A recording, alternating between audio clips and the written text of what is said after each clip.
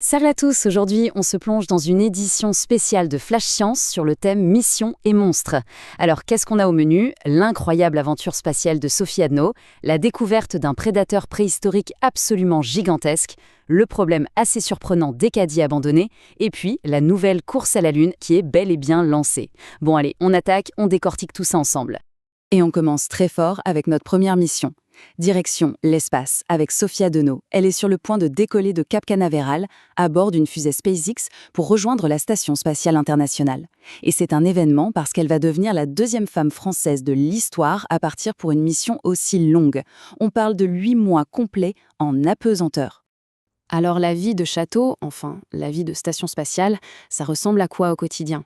Eh bien d'abord, côté cuisine, c'est pas mal du tout, un menu de chef signé Anne-Sophie Pic avec bisque de homard et velouté de panais, rien que ça. Ensuite, le sport, c'est absolument non négociable, 2h30 par jour, entre cardio et muscu, pour combattre les effets de la microgravité sur le corps. Et dans sa valise personnelle, des vêtements 100% coton et une playlist avec des sons de la nature pour garder un petit lien avec la Terre. Ok, on quitte les étoiles pour faire un bond, mais dans le temps cette fois, à la rencontre de notre premier monstre. Des scientifiques à Taïwan ont mis la main sur une vertèbre fossile vieille de 700 000 ans. Et elle n'appartenait pas à n'importe qui, mais à un super prédateur qui a aujourd'hui disparu. Un python absolument géant.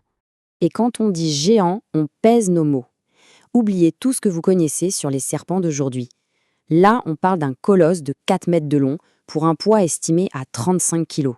C'était un véritable monstre qui devait régner sans partage sur ce qui était à l'époque une sorte de jungle de géants. La question, c'est comment est-ce qu'ils ont pu savoir tout ça avec une seule vertèbre? Eh bien, le détail qui change tout, c'est la modélisation 3D.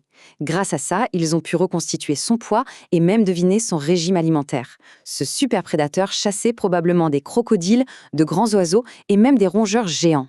Et sa présence, ça prouve aussi qu'à l'époque, Taïwan n'était pas une île, mais une jungle tropicale humide encore reliée au continent.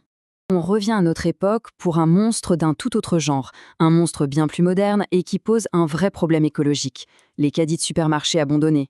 On en voit partout, dans les rivières, les parcs. Ça peut prêter à sourire, mais derrière cette image se cache une petite catastrophe environnementale. Et pour comprendre l'ampleur du problème, il y a un chiffre, un seul, 520 000. C'est le nombre de chariots qui sont abandonnés chaque année.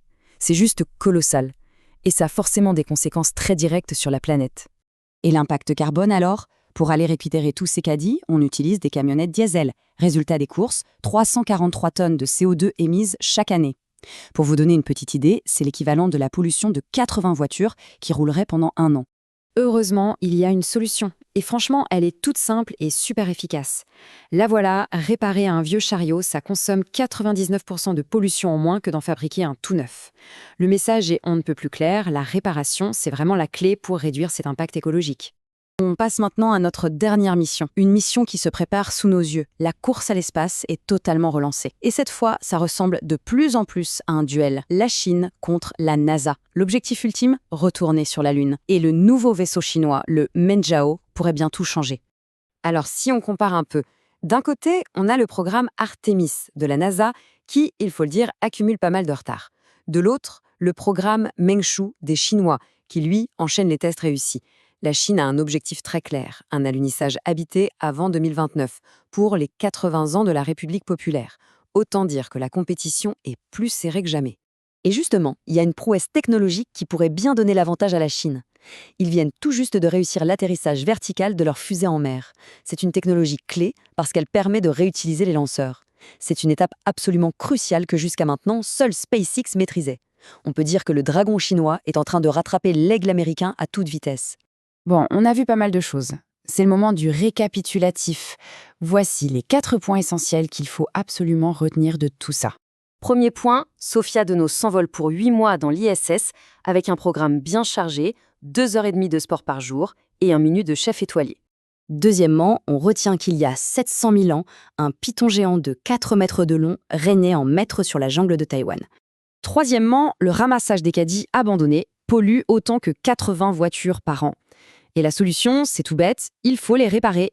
Et enfin, quatrièmement, la Chine vise la Lune pour 2029 et elle talonne la NASA grâce à ses énormes progrès sur les fusées réutilisables. Après ce petit tour d'horizon, la question se pose. Entre l'exploration des étoiles et celle du passé lointain de notre planète, Qu'est-ce qui fait le plus rêver? Astronaute ou paléontologue? Une chose est certaine en tout cas, l'exploration, elle, ne s'arrête jamais. Que ce soit vers l'infiniment grand ou l'infiniment lointain dans le temps, il y aura toujours des mystères incroyables à découvrir. Alors surtout, restons curieux.